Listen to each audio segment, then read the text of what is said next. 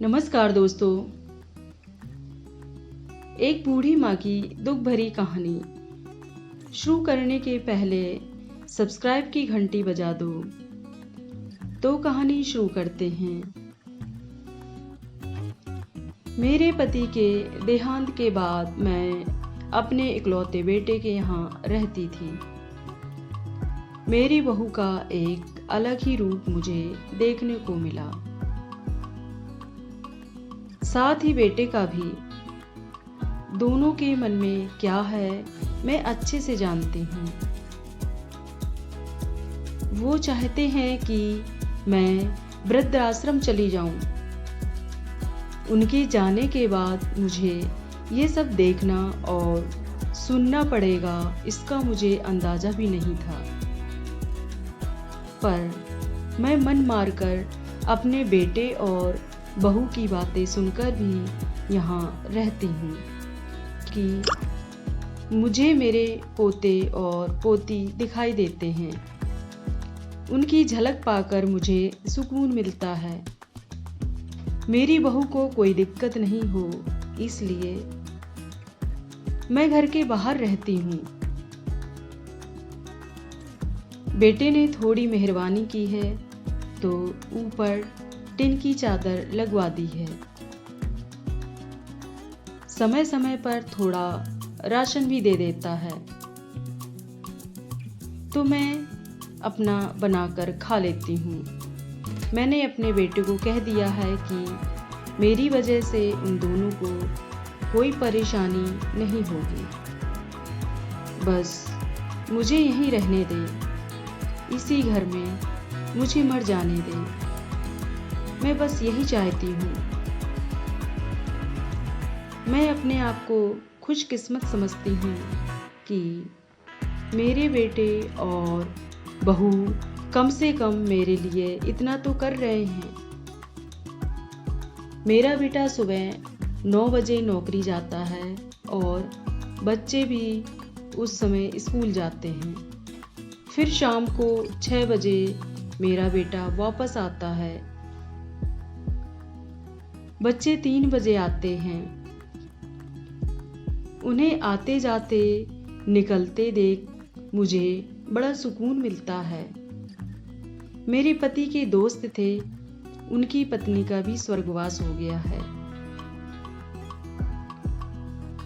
उस समय पर वो हमारे घर पर आया करते थे। उनसे हमारे अच्छे रिश्ते थे। उनका घर हमारे घर से थोड़ी दूर पर था। पैरों में समस्या हो गई थी, ठीक से चल भी नहीं पाते थे। वो बड़े दिनों बाद मेरे यहाँ आए। मुझे उन्हें देखकर अच्छा लगा। उनका हाल भी मेरी तरह ही था। बच्चे अब उनसे भी परेशान थे। आकर मेरे पास अपना दुखड़ा रोते थे और उन दिनों को याद करते थे। बुढ़ापा हम जैसों को बहुत रुलाता है। उनकी पत्नी का स्वर्गवास हो गया था और उन्हें चलने उठने में समस्या थी, इसलिए वो तो अपना खाना भी नहीं पाते थे। मेरे पास आए तो मैं समझ गई कि यह इतनी मुसीबत में चलकर पुराने दोस्तों के यहाँ चाय और खाने की चाह में ही जाते होंगे। उनके भी अपनी मजबूरी थी। वो आए तो मैंने उनके लिए खाना बनाया और उन्हें खिलाया। मना कर रहे थे नहीं खाना, लेकिन मुझे पता था कि उनको भूख लगी है।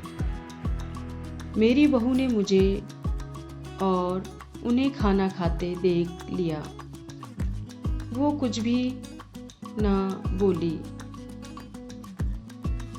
ऐसे ही वो यहाँ 2-3 बार आए। जब भी वो आते मैं उन्हें खाना खिलाती। फिर उनके जाने के बाद जब मेरा बेटा आया तो बहू कहती है कि तुम्हारी माँ कितनी बेशर्म है, पता नहीं किस किस को आजकल बुलाकर खाना खिला रही है।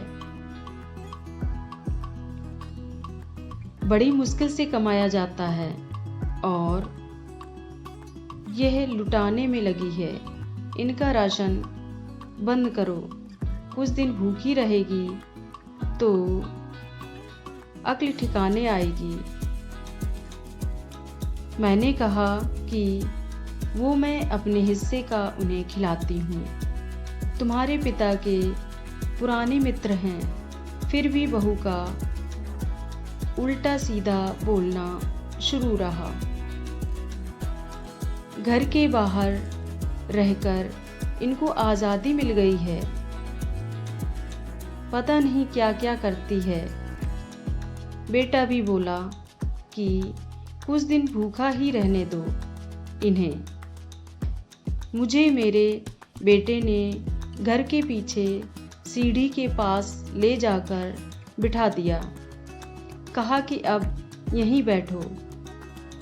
मेरे तो अब आंसू भी सूख गए थे। अगले दिन मुझे खाना नहीं मिला। मेरे टिन के उस छोटे से कमरे को बहू ने तोड़ दिया। एक दिन पूरा भूखा रहने के बाद मैंने सोचा कि मैं गलत कर रही हूँ।